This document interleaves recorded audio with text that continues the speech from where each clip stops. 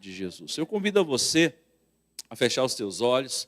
Vamos orar. Pai querido, obrigado por essa noite. Obrigado, Senhor Jesus, por esse momento de nós podermos estar aqui, iniciando essa campanha de jejum, oração, campanha Ser Discípulo, ó Pai. Que o Senhor venha falar conosco através da Tua palavra, os devocionais que serão ministrados aqui, não só por mim, mas por vários irmãos, que o Senhor possa usar de poder, de graça, de misericórdia, e que nós venhamos ser realmente, ó Pai, verdadeiros discípulos do Senhor, ousados, com ousadia e com intrepidez, de me manifestar e falar do Teu amor, de ir ao encontro das pessoas e realmente ser Teu servo, discípulos amados do Senhor, Pai querido, em nome de Jesus. Todos dizem amém. Olha só, todas as segundas-feiras vai ser um pouco mais demorado por causa do sermão que a gente vai ministrar e depois o devocional. Nos outros demais dias apenas o devocional. Mas eu convido você a abrir a sua Bíblia no livro de João, livro de João, capítulo 1, no versículo 35 a 42. Quem trouxe a sua Bíblia, por gentileza, João, capítulo 1, versículo 35 a 42. No dia seguinte, João estava outra vez ali na companhia de 2 dos seus discípulos. E vendo passar a Jesus, disse: Eis o Cordeiro de Deus. E os 2 discípulos ouviram-no dizer isso e seguiram a Jesus. E Jesus, voltando-se e vendo que eles o seguiam, disse-lhes: Que buscais? E eles disseram: Rabi, que traduzido quer dizer mestre. Onde moras? Ele lhes disse: Vinde e vede. Foram e viram onde morava e ficaram com ele aquele dia, e já era quase a hora 10ª. Era André, irmão de Simão Pedro, um dos que ouviram aquilo que de João e o haviam seguido. Este achou primeiro o seu irmão Simão e disse-lhe: Achamos o Messias, que traduzido é o Cristo. E levou-o a Jesus, e olhando Jesus para ele, disse: Tu és Simão,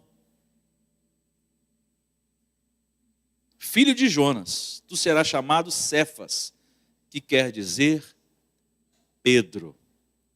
Amados, nosso Deus é um Deus relacional.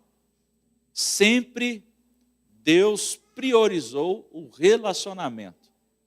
Na verdade, quando nós olhamos a triunidade, a trindade, a gente pode observar que o relacionamento não está somente entre Deus, seres humanos e anjos. O relacionamento também se encontra na trindade. Deus é um Deus relacional, um Deus que gosta de relacionar com as pessoas, principalmente. A gente observa no jardim do Éden, quando Deus ele cria Adão, ele faz Adão do pó da terra e sopra nele nas suas narinas. O Senhor, ele vinha todos os dias, na brisa da noite, na virada da noite, saiu uma voz, lá no hebraico, no original, o ruá, saiu uma voz de dentro daquela brisa e conversava com Adão, posteriormente com o casal. A gente vê isso desde a criação com Adão e Eva, em Gênesis capítulo 3, versículo 8 e 9. O texto de Gênesis nos apresenta um Deus que investia em um relacionamento com o homem. Todos os dias, é um investimento que ele tinha com o homem. Embora Deus é um Deus atemporal, vamos dizer assim, não está preso ao tempo, mas ele tirava, em nosso pensamento, ele tirava um tempo para relacionar com aquele casal. O pecado quebrou esse relacionamento. Bem sabemos que o pecado quebrou esse relacionamento. O pecado afastou o homem de Deus. Eles tiveram que ser expulsos do jardim. o jardim foi protegido por anjos, e eles tiveram essa perda, esse contato com Deus. E o que eles fizeram? Resolveram esconder de Deus. Porque o pecado, quando o ser humano normalmente peca, a primeira coisa que a pessoa faz não é aquele arrependimento, aquela vontade de voltar para Deus, mas é de se esconder.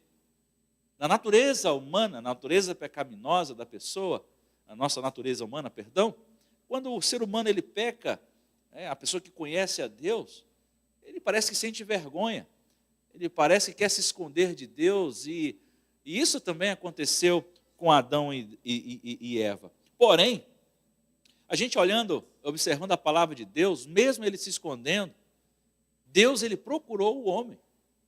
Deus ele procurou Adão e Eva. Onde vocês estão? Por que vocês se esconderam? Deus ele procura, começa a chamar Adão. Onde você está? Eles estavam escondidos. Eles estavam com vergonha. A Bíblia fala que eles estavam nus.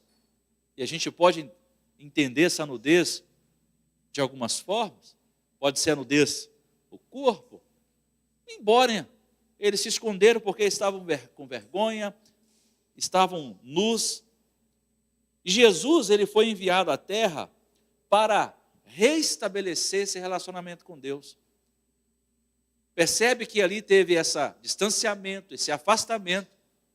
Porém, Deus, na sua infinita misericórdia, ele enviou enviou Jesus para que o homem obtivesse esse relacionamento, obrigado, irmão Geraldo, com o homem novamente, obtivesse esse relacionamento com Deus novamente, e ele fez isso por meio de um processo relacional. Jesus ele veio, nasceu como eu e você, no ventre da mãe, embora nasceu Jesus de forma natural, porém sem pecado, não teve participação do homem, e Jesus, ele nasceu, cresceu, mas no momento que ele começou o seu ministério, ele convidou pessoas. Convidou pessoas para quê? Para relacionamento. Para relacionamento. O homem, o ser humano natural, o ser humano que tem uma saúde mental não tão perfeita, porque, infelizmente, nem todo mundo é perfeito, tem a sua mentalidade, o seu juízo perfeito, todo mundo tem algum grau de, vamos dizer assim, não falar problema mental, mas vocês entenderam. Enfim, mas no seu juízo perfeito, o ser humano normal gosta de quê? De relacionar. Relacionar com pessoas. Normalmente pessoas com problemas mentais, eles gostam de ficar afastados. Não é uma pessoa normal. Uma pessoa normal, ela gosta de quê? De relacionamento. Não sei se vocês já viram aquele filme antigo, O Náufrago, com Tom Hanks, e o avião cai, parece que, eu não me lembro bem, porque é muito tempo, e parece que é o único sobrevivente, e ele fica numa ilha, ele fica ilhado. Ele fica ilhado, eu não sei se é baseado em fatos reais, só sei que ele fica ilhado por muito tempo, e não tinha ninguém para conversar. Aí ele pega uma bola, desenha ali um rosto, e começa a relacionar com quem? Com aquela bola. Ele começa a conversar com aquela bola. Por quê? Porque o homem normal precisa de conversar, precisa relacionar, precisa ter pessoas por perto. Deus é um Deus que cria relacionamentos. A Trindade, ela conversa, se relaciona entre eles. A gente percebe em Gênesis, olha, façamos o homem a nossa imagem e semelhança. Façamos está em quê? No plural. Façamos, estão conversando, olha, façamos. E quando na época da Torre de Babel, desçamos e confundamos a língua desse povo para que eles não façam essa loucura de construir isso aí e dê errado. É um Deus que relaciona com a Trindade, mas Senhor, é 3 deuses? Não, é um pouco complexo talvez a gente falar isso agora, mas é um Deus de relacionamento. Você percebe que Jesus, sendo Deus, relaciona com o Pai por meio de quê? Da oração. E Jesus veio, enviado por Deus, E ele convida pessoas para o relacionamento. E hoje nós veremos o significado dessa proposta de Jesus. Tornar-se discípulo envolve decidir seguir a Jesus. No versículo 37 de João, fala assim: e os 2 discípulos ouviram-no dizer isso e seguiram a Jesus. Ah, pastor, eu quero ser discípulo. Ser discípulo significa seguir a Jesus. E neste texto é impressionante, irmãos, que os 2 discípulos de João Batista passaram a seguir a Jesus quando foram apresentados a ele por João. Eles eram seguidores de João, porém, quando João apresenta quem era Jesus, eles deixam de seguir João e começam a seguir a Jesus. Porque João falou assim, ó, eis o Cordeiro de Deus. Porque os discípulos de João, que seguiam João, eles estavam também esperando a profecia se cumprir. Claro que João falava de Jesus, claro que João já mencionava de Jesus, claro que João falava do Cordeiro que viria, e ali naquele momento, quem aparece? Jesus. E ele fala, olha, eis o Cordeiro de Deus. E eles entenderam isso e seguiram a Jesus. E a decisão desses discípulos de João Batista em passar a seguir a Jesus e abraçar esse projeto de vida foi imediato. Não foi um momento assim, vou pensar, eu vou voltar para minha casa, vou raciocinar, eu vou orar, eu vou entrar no meu quarto, vou meditar primeiro. Não, foi imediato. Sabe? Abraçar esse projeto, pois havia aprendido que a lição que já estava no mundo, um mestre maior do que João. Mas nós vamos seguir quem? Nós seguimos João, o profeta. Agora tem um maior do que ele, vamos seguir o mestre, do qual ele não era digno de desatar as sandálias. João 1, capítulo 1, versículo 27. Sabe o que isso revela, irmão? Revela que João Batista tenha sido um bom mestre que ensinou bem a sua mensagem. Porque, olha só, se ele estava ensinando a mensagem não dele, mas ele estava ensinando a mensagem de Jesus, aqueles discípulos de João, quando ouviram falar de Jesus e quando viram Jesus, imediatamente deixou João e começou a seguir a quem? A Jesus. Ou seja, o ensinamento, o aprendizado que eles tiveram de João foi um aprendizado, um bom aprendizado. Eles aprenderam realmente. E João foi um professor. João foi um discipulador que através das suas palavras, através da sua vida, conseguiu discipular aqueles discípulos que seguiam a Jesus. Havia chegado a hora de seguir aquele qual João havia sinalizado. Olha, no qual havia falado, Jesus chegou. E agora, nós vamos seguir quem? Nós vamos seguir Jesus. Segundo lugar, no versículo 38 e 39, diz assim a palavra do Senhor, ele lhes disse, vinde e vede. Foram e viram onde morava e ficaram com ele aquele dia, e era já quase a hora 10ª. Era André, irmão de Simão Pedro, um dos 2 que ouviram aquilo de João e o haviam seguido. Irmãos, tornar-se discípulo envolve intimidade, relacionamento. Uma verdade prática, que eu tenho certeza que você também pratica isso. Você não leva qualquer pessoa para sua casa. Você não leva para dentro da sua casa qualquer pessoa. Você não leva para dentro da sua casa e senta numa mesa e passa o dia conversando alguém que você não conhece ou alguém que você não quer criar intimidade. A gente percebe aqui que a mensagem é tornar-se discípulo de Jesus requer intimidade. E intimidade, ela precisa e cresce através de relacionamentos. Um relacionamento que não é de um dia para o outro. É um relacionamento de dia após dia, você vai criando intimidade, você vai conhecendo a pessoa, você vai vendo se ela realmente é confiável, se ela realmente merece a sua confiança, se realmente merece aquela amizade, aquela liberdade que tem na sua casa. Então, discípulo envolve intimidade e relacionamento. E nesses versos lidos, a resposta dos discípulos de João Batista à pergunta de Jesus é intrigante. Eles responderam com outra pergunta: onde estás hospedado? Ou seja, onde o Senhor mora? Nós queremos saber onde o Senhor mora. Eu quero saber, por quê? Para que eu vá visitá-lo. Para a gente saber onde o seu endereço. Para a gente conhecê-lo melhor. E essa resposta indica que eles haviam entendido que discipulado envolve o quê? Intimidade e relacionamento. Tem muitas pessoas que querem fazer discipulado. E discipulado e ser discípulos é uma ordem do Senhor Jesus. A Bíblia não fala assim, olha, ide ser crentes.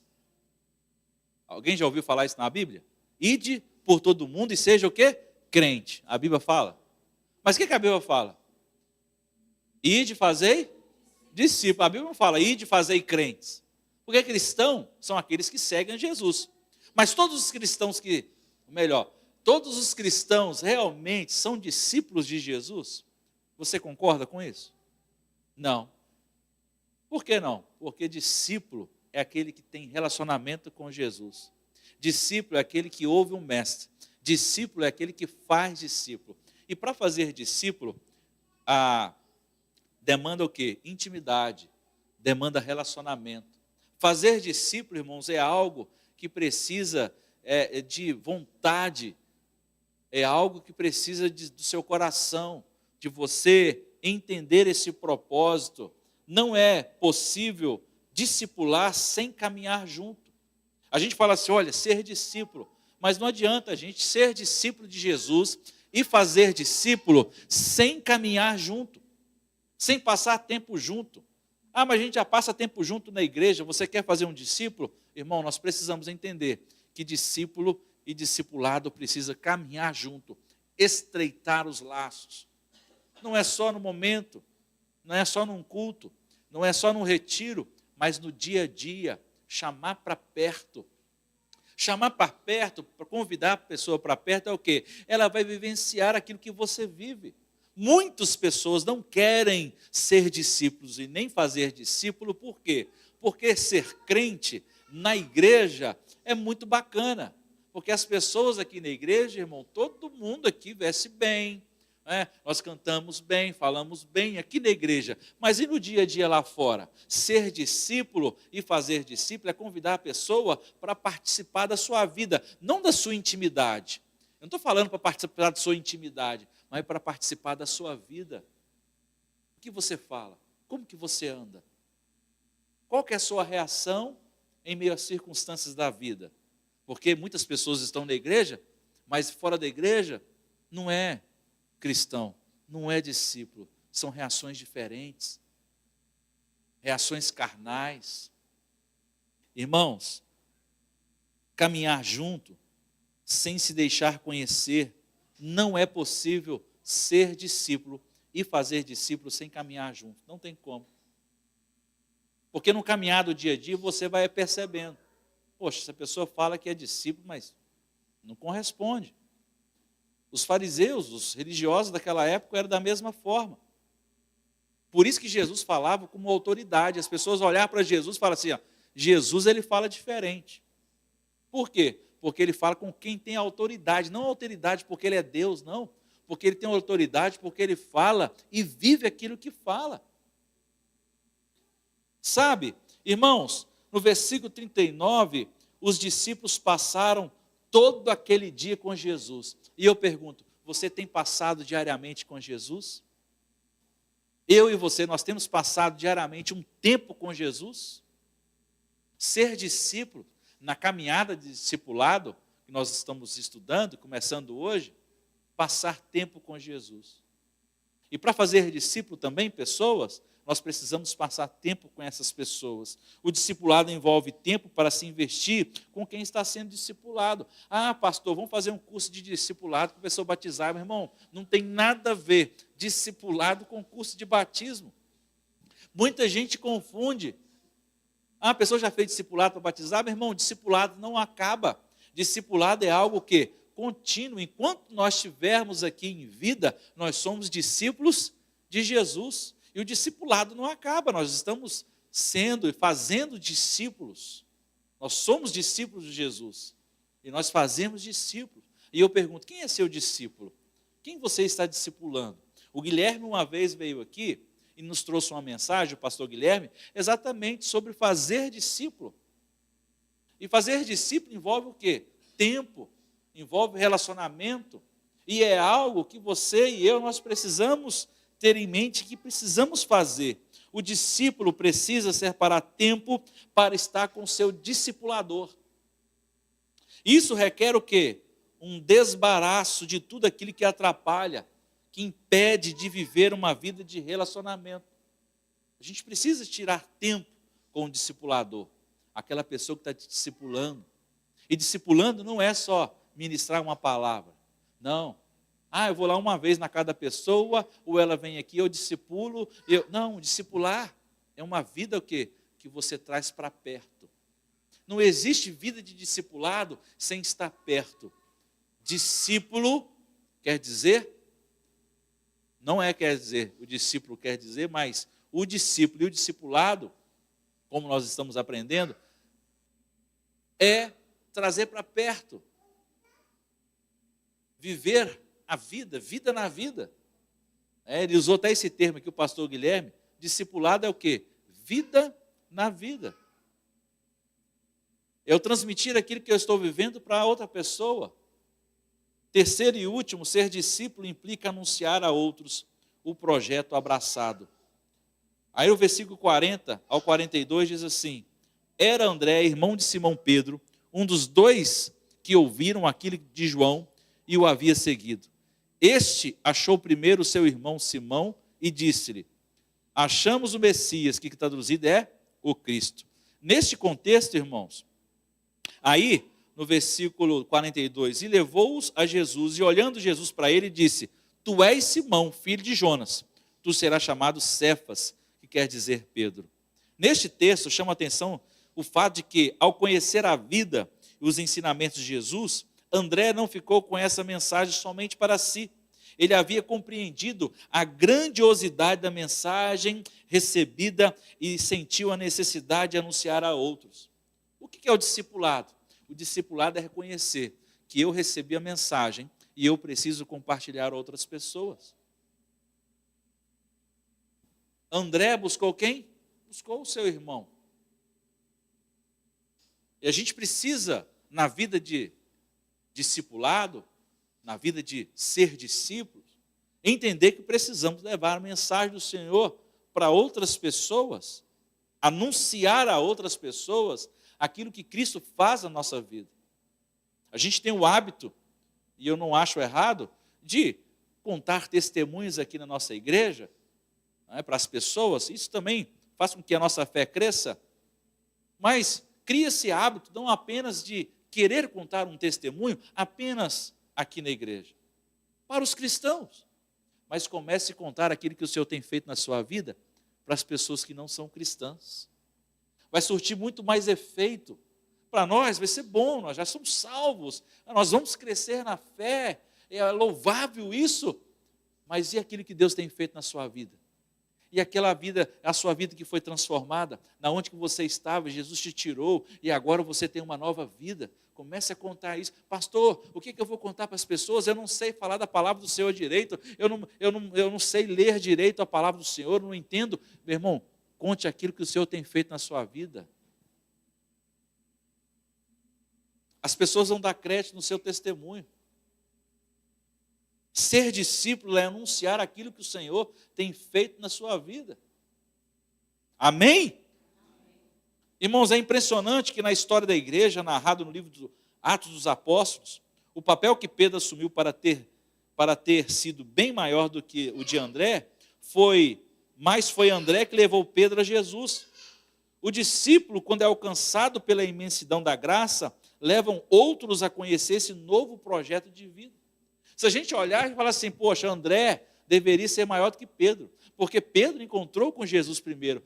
Deixa eu te falar uma coisa, talvez você vai ganhar alguém para Jesus, que ele vai ser muito maior, não é maior nesse mundo e achar que, não, mas vai fazer muitas obras do que às vezes a gente faz. André levou Pedro a Jesus, pelo que a gente entende aqui no texto. Mas quem se destacou mais? O apóstolo Pedro. Talvez uma vida que você vai ganhar para Jesus, você vai falar assim, pastor, eu ganhei aquela vida para Jesus, mas uma única vida, um discipulado que você fez, aquela pessoa pode ser que vai destacar, vai se desbravar, vai levar a mensagem do Senhor para muitas pessoas e vai ganhar mais de 3.000 almas para Jesus, como Pedro. Então, ser discípulo é muito mais do que participar do culto. Ser discípulo é muito mais do que vir e participar do culto da igreja. Então, ser discípulo é viver, é relacionamento, é ganhar pessoas.